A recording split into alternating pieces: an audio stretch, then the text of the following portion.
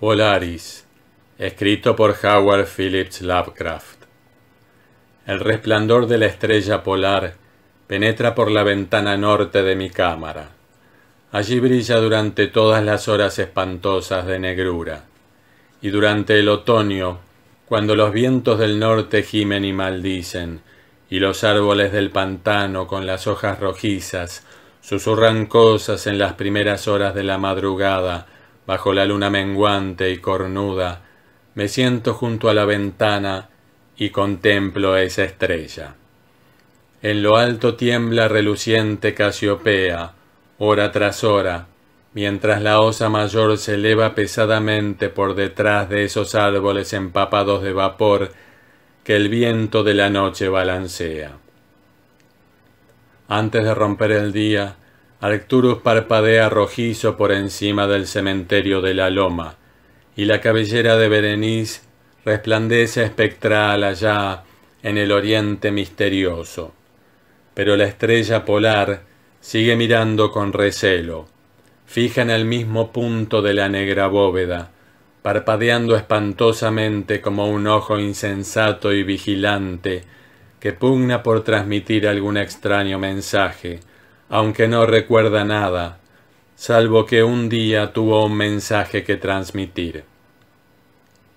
Sin embargo, cuando el cielo se nubla, consigo conciliar el sueño. Nunca olvidaré la noche de la gran aurora, cuando jugaban sobre el pantano los horribles centelleos de la luz demoníaca. Después de los destellos llegaron las nubes, y luego el sueño. Y bajo una luna menguante y cornuda, vi la ciudad por primera vez. Se asentaba, callada y soñolienta, sobre una meseta que se alzaba en una depresión entre picos extraños. Sus murallas eran de horrible mármol, al igual que sus torres, columnas, cúpulas y pavimentos. En las calles había columnas de mármol, en cuya parte superior se alzaban esculpidas imágenes de hombres graves y barbados. El aire era cálido y manso, y en lo alto, apenas a 10 grados del cenit, brillaba vigilante esa estrella polar. Mucho tiempo estuve contemplando la ciudad sin que llegara el día. Cuando el rojo Aldebarán, que parpadea a baja altura sin ponerse, llevaba ya hecho un cuarto de su camino por el horizonte, vi luz y movimiento en las casas y las calles. Formas extrañamente vestidas, a un tiempo nobles y familiares, deambulaban bajo la luna menguante y cornuda. Los hombres hablaban sabiamente en una lengua que yo entendía, si bien era distinta de la que conocía.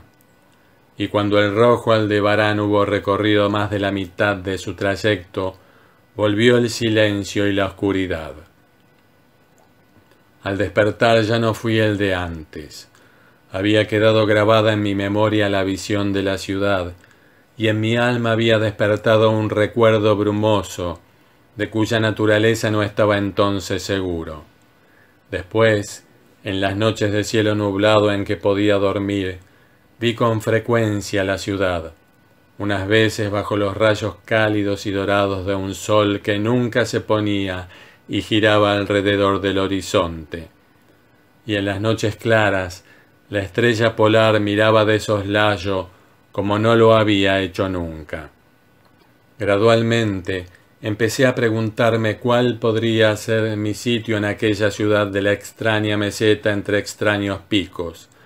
Contento al principio de contemplar el paisaje como una presencia incorpórea que todo lo observaba, deseé luego definir mi relación con ella y hablar con los hombres graves que a diario discutían en las plazas. Me dije a mí mismo, esto no es un sueño, pues ¿por qué medio puedo probar que es más real esa otra vida de las casas de piedra y ladrillo, al sur del siniestro pantano y del cementerio de la loma, donde cada noche la estrella polar atisba furtiva por mi ventana? Una noche, mientras escuchaba el discurso en la gran plaza de numerosas estatuas, experimenté un cambio y noté que al fin tenía forma corporal.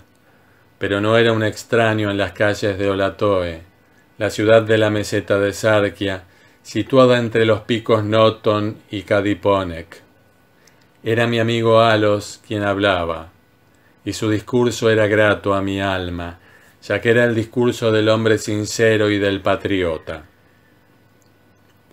Esa noche tuve noticia de la caída de Daikos y del avance de los inutos, demonios achaparrados, amarillos y horribles, que 5 años antes habían surgido del desconocido occidente, para asolar los confines de nuestro reino y sitiar muchas de nuestras ciudades. Una vez tomadas las plazas fortificadas al pie de las montañas, su camino quedaba ahora expedito hacia la meseta, a menos que cada ciudadano resistiese con la fuerza de 10 hombres, pues las rechonchas criaturas eran poderosas en las artes de la guerra, y no conocían aquellos escrúpulos de honor que impedían a nuestros hombres altos y de ojos grises, habitantes del Omar, emprender una conquista despiadada. Mi amigo Alos mandaba todas las fuerzas de la meseta, y en él se cifraba la última esperanza de nuestro país.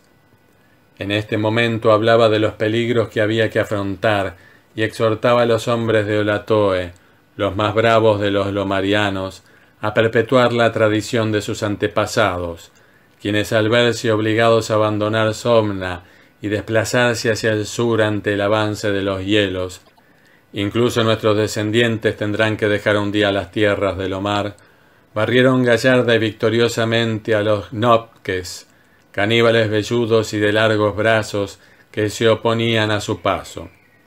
Alos me había rechazado como guerrero, ya que era débil y propenso a extraños desmayos cuando me sometía a la fatiga y al esfuerzo. Pero mis ojos eran los más agudos de la ciudad, a pesar de las largas horas que yo dedicaba cada día al estudio de los manuscritos mnacóticos y del saber de los padres svanarianos, de modo que mi amigo, no queriendo condenarme a la inacción, me concedió el penúltimo deber en importancia. Me envió a la atalaya de Tabnen para ser allá de ojos de nuestro ejército. En caso de que los inutos intentasen conquistar la ciudadela por el estrecho paso que hay detrás del pico de Not y sorprender por allí a la guarnición, yo debía encender la señal de fuego que advertía a los soldados que aguardaban y salvar la ciudad de su inmediata destrucción. Subí solo a la torre, ya que los hombres fuertes eran todos necesarios abajo en los desfiladeros. Tenía el cerebro dolorosamente embotado por la excitación y el cansancio, ya que no había dormido desde hacía muchos días, pero mi resolución era firme, pues amaba mi tierra natal del Omar y la marmórea ciudad de Olatoe, situada entre los picos Noton y Kadiponek. Pero cuando estaba en la cámara más alta de la torre, percibí la luna roja, siniestra, menguante, cornuda, temblando entre los vapores que flotaban sobre el lejano valle de Vanov, y a través de su abertura del techo brilló la pálida estrella polar, parpadeando como si estuviera viva y mirando furtiva como un demonio de tentación. Creo que su espíritu me susurró consejos malvados, sumiéndome en traidora somnolencia con una rítmica y condenable promesa que repetía una y otra vez. Duerme, vigía, hasta que las esferas giren 26.000 años y yo regrese al lugar donde ahora ardo. Después, otros astros surgirán en el eje de los cielos, astros que sosieguen, astros que bendigan. Solo cuando mi órbita concluya, turbará el pasado tu puerta. En vano traté de vencer mi somnolencia, intentando relacionar estas extrañas palabras con alguno de los saberes celestes que yo había aprendido en los manuscritos mnacóticos. Mi cabeza, pesada y vacilante, se dobló sobre mi pecho, y cuando volví a mirar, fue en un sueño, y la estrella polar sonreía burlonamente a través de una ventana, por encima de los horribles y agitados árboles de un pantano soñado. Y aún continúo soñando. En mi vergüenza y desesperación, grito a veces frenéticamente, suplicando a las criaturas soñadas de mi alrededor que me despierten.